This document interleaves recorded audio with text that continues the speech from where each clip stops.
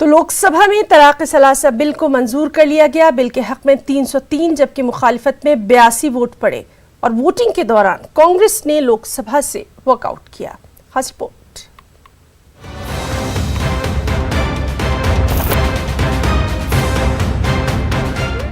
वजीर कानून रविशंकर प्रसाद ने तलाक सलासा बिल को ऐवान में बहस के लिए पेश करते हुए बिल को मुतासरा मुस्लिम खवातीन के साथ इंसाफ से ताबीर किया। रविशंकर प्रसाद ने इस कानून के निफाज को इंसान और इंसानियत के लिए जरूरी करार दिया। कांग्रेस समेत बेशतर अपोजिशन पार्टियों ने एक आवाज में तलाक सलासा बिल को फौजदारी जुमरे में शामिल किए जाने की मुखालफत की। AIMIM रुकन पार्लियामेंट असदुद्दीन ओवैसी ने तलाक सलासा बिल की शदीद मुखालफत करते हुए कहा कि ये ऐसा बिल है जिसकी वो हमेशा मुखालफत करते रहेंगे। उन्होंने कहा कि ये बिल न सिर्फ हिंदुस्तानी आईन के खिलाफ है बल्कि मुस्लिम खवातीन की बर्बादी का सबब बनने वाला भी है। उन्होंने इस बिल में कई खामियां शुमार कराई। तो वहीं मुस्लिम लीग के रुकन पार्लियामेंट कन्हली कुट्टी ने कहा कि अगर ये बिल हकीकत में मुस्लिम खवातीन को राहत पहुंचाने वाला है और इनके हुकूक के तहफ़्फ़ुज़ में लाया गया है तो मुस्लिम समाज इसकी मुखालफत क्यों कर रहा है। इन्होंने कहा कि हुकूमत को दीगर फ़िरक़े की खवातीन के हुकूक के लिए भी कदम उठाना चाहिए, लेकिन इससे इसका सियासी मकसद हल नहीं होता, इसलिए वो इनके बारे में नहीं सोचती है। इसे महज मुस्लिम खवातीन के लिए 3 तलाक बिल से फ़ायदा है, इसलिए वो इस बिल को पास करवाना चाहती है। कांग्रेस के रहनुमा मोहम्मद जावेद ने कहा कि घरेलू तशद्दुद और जहेज के खिलाफ पहले से ही कवानीन हैं, इसलिए 3 तलाक पर अलग कानून बनाने की जरूरत नहीं थी। जब 3 तलाक देने वाले शौहर को जेल में डाल दिया जाएगा तो इससे माहाना भत्ता देने की उम्मीद कैसे की जा सकती है। DMK लीडर कनिमोई ने 3 तलाक बिल पर बहस के दौरान इसमें मौजूद कई खामियों को मंजर आम पर लाया और इस बिल को लेकर मोदी हुकूमत की नीयत पर भी शक का इजहार किया। तृणमूल कांग्रेस ने तलाक सलासा बिल को स्टैंडिंग कमेटी के पास भेजने का मुतालबा किया। तृणमूल कांग्रेस रुकन पार्लियामेंट संदीप बंदोपाध्याय ने कहा कि कई मुसलमान ऐसे भी हैं जो खवातीन की खुद मुख्तारी की बात करते हैं, लेकिन इस तरह के बिल की वो भी मुखालफत कर रहे हैं। JDU रुकन पार्लियामेंट राजीव रंजन सिंह ने तलाक सलासा बिल पर बहस के दौरान लोकसभा में मोदी हुकूमत के खिलाफ अपना स्टैंड रखा। NDA में शामिल जनता दल यू रुकन पार्लियामेंट ने कहा कि इस बिल का निफाज नहीं होना चाहिए क्योंकि ये एक समाज के जहन में अदम एतमाद पैदा करेगा। अपोजिशन की मुखालफत के बावजूद लोकसभा में बिल मंजूर कर लिया गया। वोटिंग पर्चियों से कराई गई। वोटिंग के दौरान कांग्रेस ने लोकसभा से वॉकआउट किया। प्रश्न है कि श्री असाउद्दीन ओवैसी द्वारा प्रस्तुत संशोधन संख्या 11 को स्वीकृत किया जाए। जो सदस्य इसके पक्ष में हाँ कहें, जो सदस्य के विरोध में ना कहें। मेरे विचार में निर्णय ना वालों के पक्ष में, ना वालों के पक्ष में संशोधन स्वीकृत हुआ। Bureau report, news 18 Urdu. और लोकसभा में अपोजिशन पार्टियों ने तलाक सलासा बिल की सख्त मुखालिफत करते हुए इल्जाम आयद किया कि हुकूमत ये बिल जल्दबाजी में लाई है और ये कदम सुप्रीम कोर्ट के उसूलों के खिलाफ सियासी मकासद से मुतासिर और एक मखसूस फिरके को ही निशाना बनाने वाला है। लाख हमारे भारत में हिंदू महिला हैं जो शादीशुदा है मगर अपने हस्बैंड के साथ नहीं है। कहां गई आपकी मोहब्बत भाई? मुजफ्फरनगर में एक भी मुस्लिम महिला पे जो रेप हुआ, एक भी केस में कन्विक्शन नहीं हुआ। सर मुबारक हो आपको, ये आपकी मोहब्बत है। अच्छा सर, जुलाई 2018 में सुप्रीम कोर्ट ने कहा कि मॉब लिंचिंग के खिलाफ कानून लाइए, आप अभी तक नहीं लाते। सर क्यों नहीं लाते सर? आखिर में अगर वाकई में मोदी सरकार, मैं खत्म कर रहा हूं सर, लास्ट सेंटेंस, अगर वाकई में करना चाह रहे हैं, आप जलीकट्टू पे ऑर्डिनेंस लाए कि आर्टिकल 26 का मुझे प्रोटेक्शन नहीं मिलेगा, 29 का नहीं मिलेगा। यह कानून मुसलमानों को उनकी तहजीब, उनके तमद्दुन, उनके मजहब से दूर करने के लिए लाया गया है। सर हम जब तक भारत में रहेंगे, सुबह क़यामत तक रहेंगे, अपने दीन पर रहेंगे, कुरान और सुन्नत पर रहेंगे। कानून बनाने से सोशल ईवल का खात्मा नहीं होता। कि आखिर ऐसी क्या वजह है, काहे के लिए ये जो एक सिविल ऑफेंस है उसको क्रिमिनल ऑफेंस में बदलना चाहते हैं। सही बात। जब आपने कहा कि जो ट्रिपल तलाक अगर देगा, एक तरफ तो सुप्रीम कोर्ट ने उसको ऑलरेडी नल एंड वॉइड कर दिया है कि वो तलाक मानी ही नहीं जाएगी, दूसरी तरफ आप उसके पति को जेल में भेज रहे हैं। वो अपने बच्चों की अपने जो जब उसका पति जेल में रहेगा, आप वापस आने के बाद आप नेगोशिएशन का भी क्लॉज उसमें खत्म कर रहे हैं। क्या ये संविधान के आर्टिकल 14 के खिलाफ नहीं है? संविधान का आर्टिकल 14 क्या कहता है कि हर उस नागरिक को उस कानून के सामने समान रूप से संरक्षण मिलना चाहिए।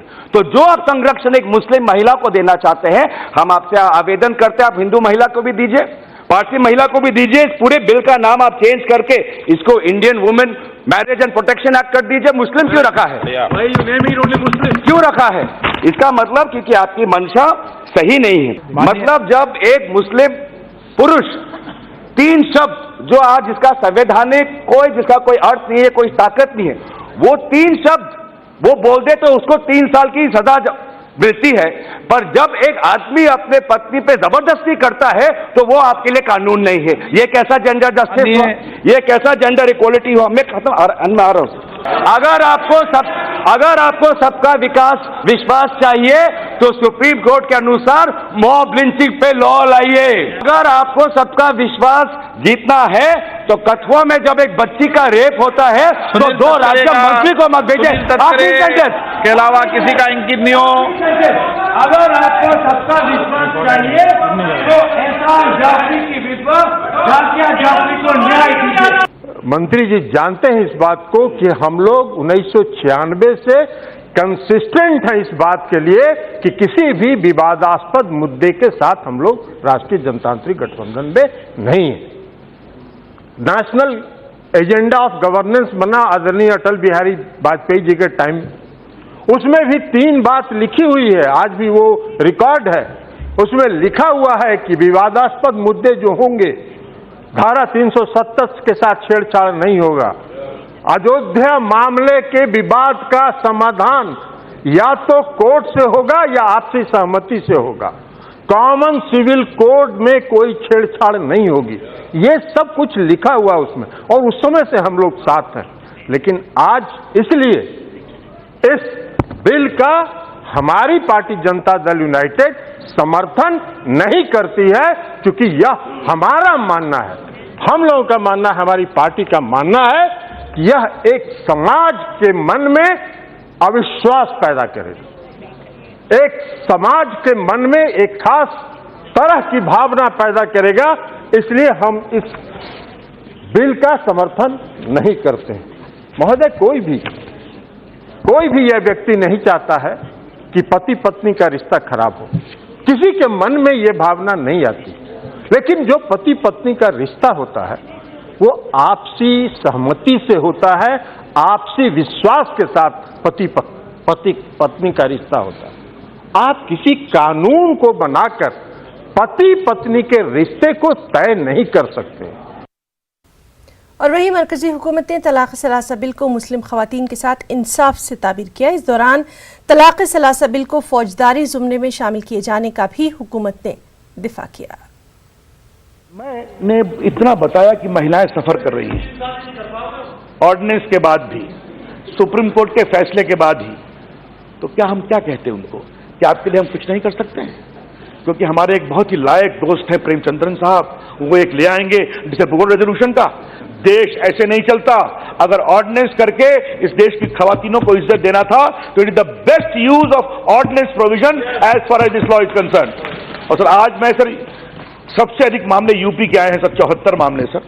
आज मैं यूपी सरकार का अभिनंदन इसलिए करूंगा, उन्होंने कार्रवाई की है, चार्जशीट किया है, और मैं चाहूंगा बाकी स्टेट भी कर रहे हैं, आगे बढ़ना चाहिए ताकि हम न्याय दिला सके। कहा जा रहा है कि आप मुस्लिम के लिए क्यों लाए, ये सबों ने उठाया, क्योंकि ट्रिपल तलाक वही है और कहीं नहीं है। अगर 3 तलाक किसी और जमात में होता तो उसके लिए भी कार्रवाई करते हैं। ये तो बहुत सरल बात है, सीधी बात है, इसको लेके इतना सर उठाया जा रहा है। सर अब कहा गया कि आपने सुप्रीम कोर्ट के कारण कानून लाया। सर मैंने अब शुरू में आप मेरा पूरा रिकॉर्ड देख लीजिए, हमने क्या कहा। 2 माननीय न्यायमूर्ति श्री नारिमन और श्री ललित ने कहा it is unconstitutional, arbitrary and exploit, खत्म हो गया। एक जज माननीय कुरियन साहब ने कहा कि if it is a sin in Quran how it can be legal in law, उनका ये।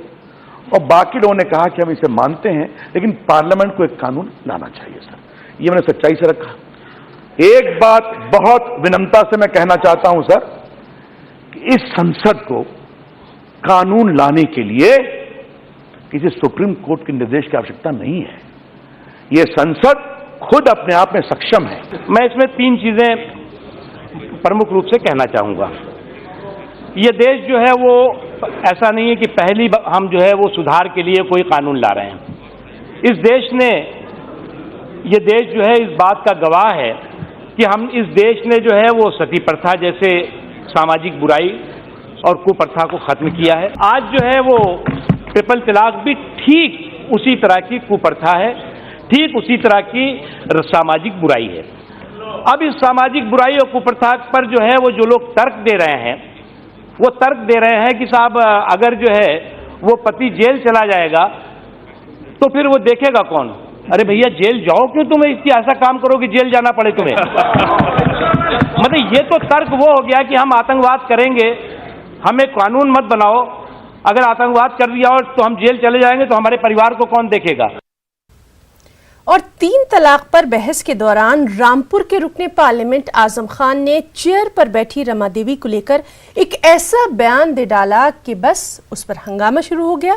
हालांकि बाद में आजम खान के बयान के मुतनाज़ा हिस्से को पार्लियामेंट की कार्रवाई से हटा भी दिया गया और इसीलिए हम भी आपको वो मुतनाज़ा बयान दिखाने से कासिर हैं। लेकिन आप सुनिए उनकी तकरीर का कुछ हिस्सा।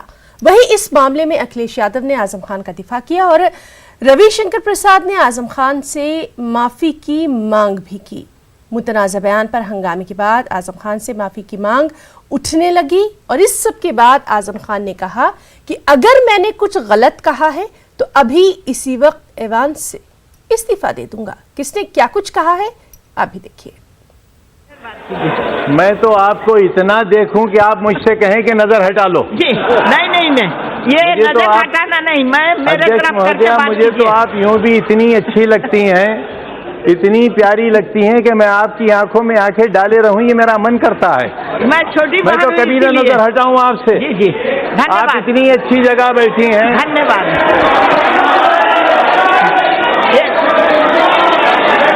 ये बोलने का तरीका नहीं है।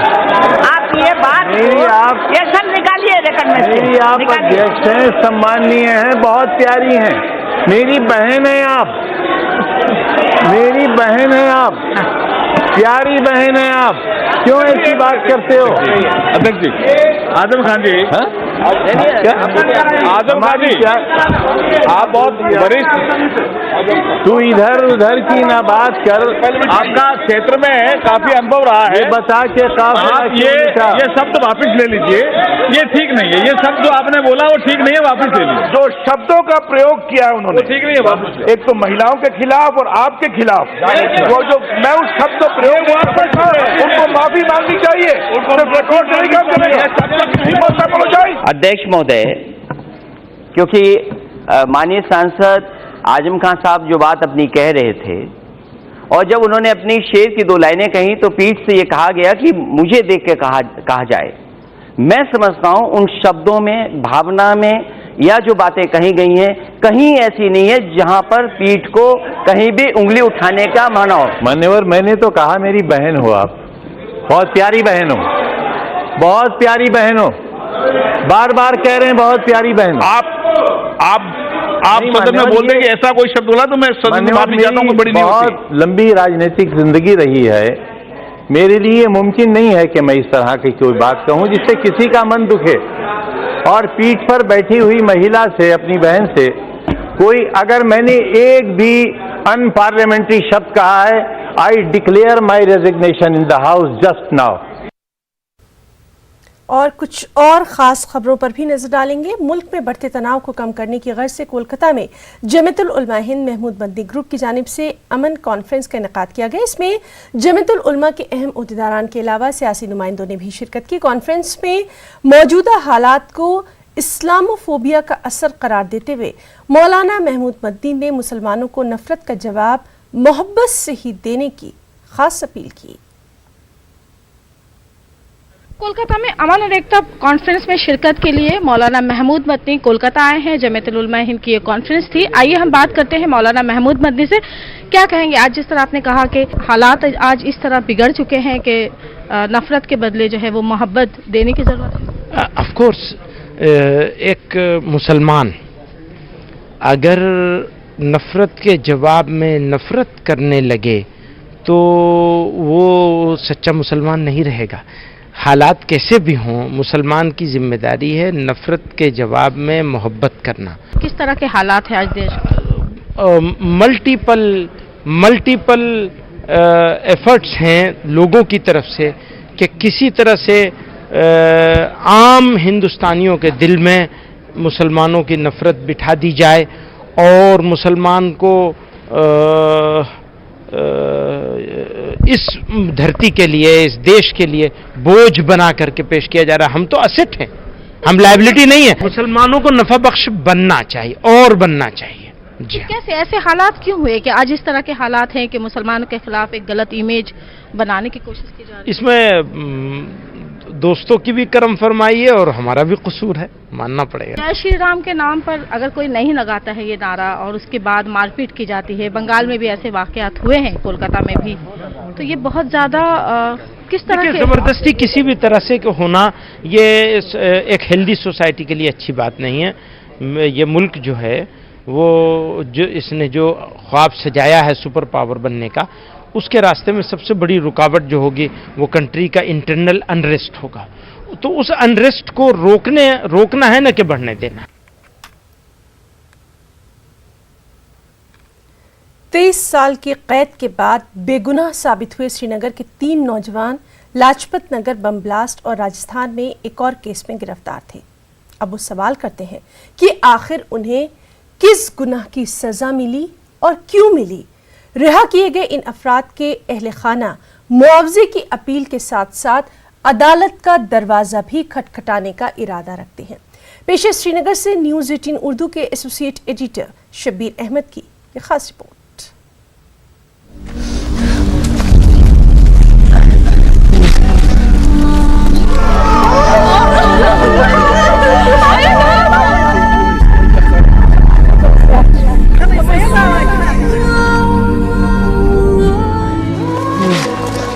अपने वालिदैन की कब्र से लिपटा ये शख्स महमूद अली भट्ट है। हसनाबाद श्रीनगर का महमूद अली भट्ट 23 साल से जायद का अरसा जेल में बेगुनाही की सजा काटने के बाद जब अपने घर पहुंचा तो पहले उसे वालिदैन की वफात होने की खबर मिली। महमूद को 2 दीगर कश्मीरी नौजवानों के साथ 1996 में लाजपत नगर बम ब्लास्ट और राजस्थान में एक और केस के इल्जाम में गिरफ्तार किया गया था और तब उनकी उम्र 28 साल की थी। 23 साल से जायद का अरसा जेल में गुजारने के बाद उन्हें अदालत ने दोनों केसों में बरी कर दिया और अपनी बेगुनाही साबित करते करते उनके और उनके घर पर क्या बीती वो उनके रिश्तेदारों की आवाजारी और सिसकियों से खूब बयान होती है।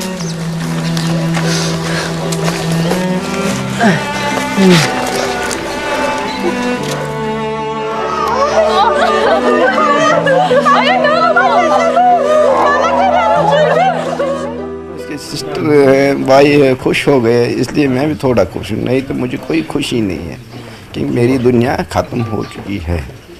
क्योंकि वालिदैन जो थे दोनों इंतकाल कर गए, मैं उनकी कब्र पर गया, लेकिन उनको क्या जवाब दे दिया मैं समझ में नहीं आया। मैं उनको कुछ नहीं कह सका। मैंने उनको कहा मैं बेबस होता मैं आ गया और कुछ, और उनको मैंने कहा मैं आ गया, लेकिन वो कहाँ सुनेंगे, कब्र में सोए हैं। उनकी यादें लेके आया और कुछ नहीं, सब दुनिया ख़त्म हो चुकी। मैंने छोड़ दी थी कि हमें छोड़ देंगे, मैं सोचा कभी हम मर जाएंगे अब और फिर लाश आएंगे और दफन करेंगे। अल्लाह पाक का करम है, उसने हमें नई जिंदगी बख्शी। इनके दिलों में रहम डाल दिया, 24 साल के बाद ही डाल दिया तो डाल दिया। हम बेगुनाह को उन्होंने छोड़ दिया, मजदूरी करके करेंगे कुछ। जिंदगी गई लाइफ आप गई तबाह। खत रात एयरपोर्ट, खत बड़ कहें, खत पे निक निक मासूम।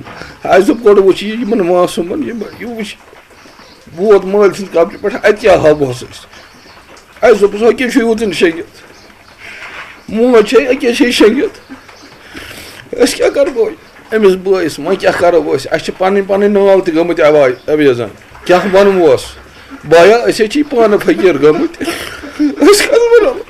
अको सवाल करान हुकूमतस यह बोय अस कोर वन यह तमाम चीज़ों नश जिंदगी सो मकलियस मगर अस वन तब क्या खता यम अमिस जन यम 23 वरी 24 वरी गई यम 24 वरी कुछ दी अस डाउनटाउन श्रीनगर के शम्सवारी खानकाह मोहल्ला में भी बुध के रोज खुशी और गम का मिला जुला माहौल ही रहा। लतीफ अहमद भी महमूद अली के साथ 23 बरस की जेल काटने के बाद बेकसूर और मासूम पाए गए।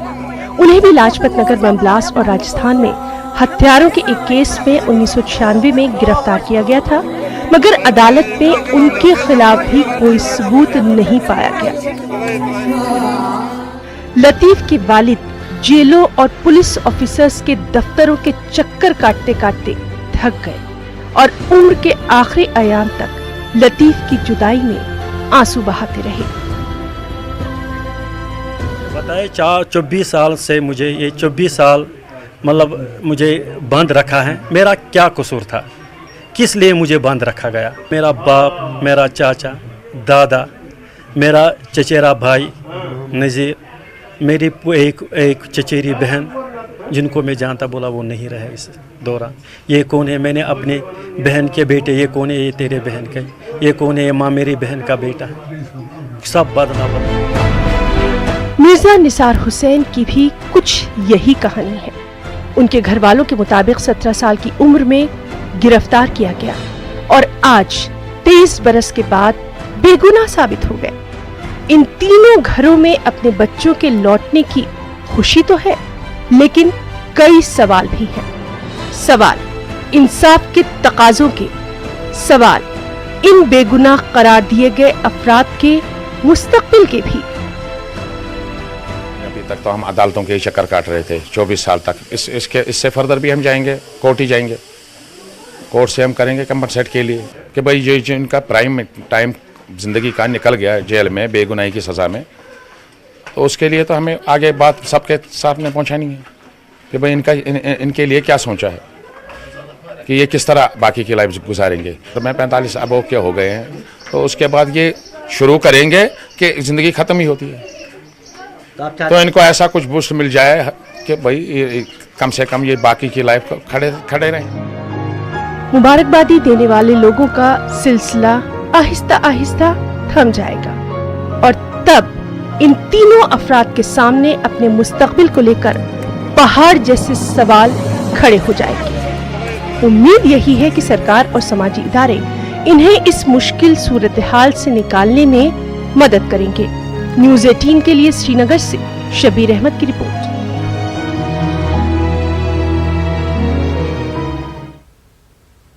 कोलकाता से आजमीन का आज पहला काफिला सऊदी अरब के लिए रवाना हो गया। 450 आजमीन पर मुश्तमिल पहले काफिले में कोलकाता के अलावा बिहार, उड़ीसा, मणिपुर, त्रिपुरा और झारखंड के आजमीन शामिल थे। सफर हज 2019 के लिए कोलकाता से 11,850 जबकि पूरी रियासत से 8,940 आजमीन रवाना हो गए। बंगाल से आजमीन हज का पहला काफिला आज रवाना हो रहा है। आप देख सकते हैं हमारे पीछे बस में आजमीन की एक बड़ी तादाद मौजूद है जो एयरपोर्ट पहुंचे हैं और अब यहां से वो हज के लिए अपने सफर का आगाज करेंगे। हम आइए आजमीन से भी बात करते हैं। कैसा लग रहा है? बहुत अच्छा लग रहा है, बहुत खुशी हो रहा है दिल में। कब से सोच के रखा था कि हज करेंगे? ये तो हम कई वर्षों से सोचा, मगर ये साल अल्लाह ने सुना, इसलिए। आप कहें कैसा लग रहा है? बहुत अच्छा लग रहा है, बहुत खुशी हो रही है हम लोगों को और आप लोग स्वागत भी बहुत अच्छे से करें और खुशी हो रही है। बस दुआ यही है वापस आए हम लोग अच्छे से। बस लोग पहली दफ़ा जा रहे, बहुत खुशी हो रही है। अल्लाह ताला ने हमें बुलाया अपने घर पे, इसी की बहुत खुशी है। हर मुसलमान को नसीब करे वहाँ जाना। क्या दुआ करेंगे मुल्क के हालात के लिए? मुल्क के हालात अच्छे हो जाए, बस मुल्क तो बहुत है, सब मिल के रहे हम लोग, और क्या है, बस सब भाईचारगी से सब रहे हैं। हिंदू मुस्लिम सब एक साथ मिलकर वहीं ये दुआ करेंगे। जुबान पर ला इलाहा इल्लल्लाह है, साथ ही साथ लब्बैक अल्लाहुम्मा लब्बैक के नारे के साथ ये आज़मीन सफ़र हज पर रवाना हो रहे हैं, इस उम्मीद के साथ कि उनका सफ़र अच्छा गुजरे और वो जिस मुल्क में रहते हैं उस मुल्क की तरक्की के साथ साथ अमन और भाईचारगी भी कायम रहे। कैमरामैन केवी प्रसाद राव के साथ शबाना एजाज, न्यूज़ 18 उर्दू। तो इस बुलेटिन में फिलहाल इतना ही। आदाब।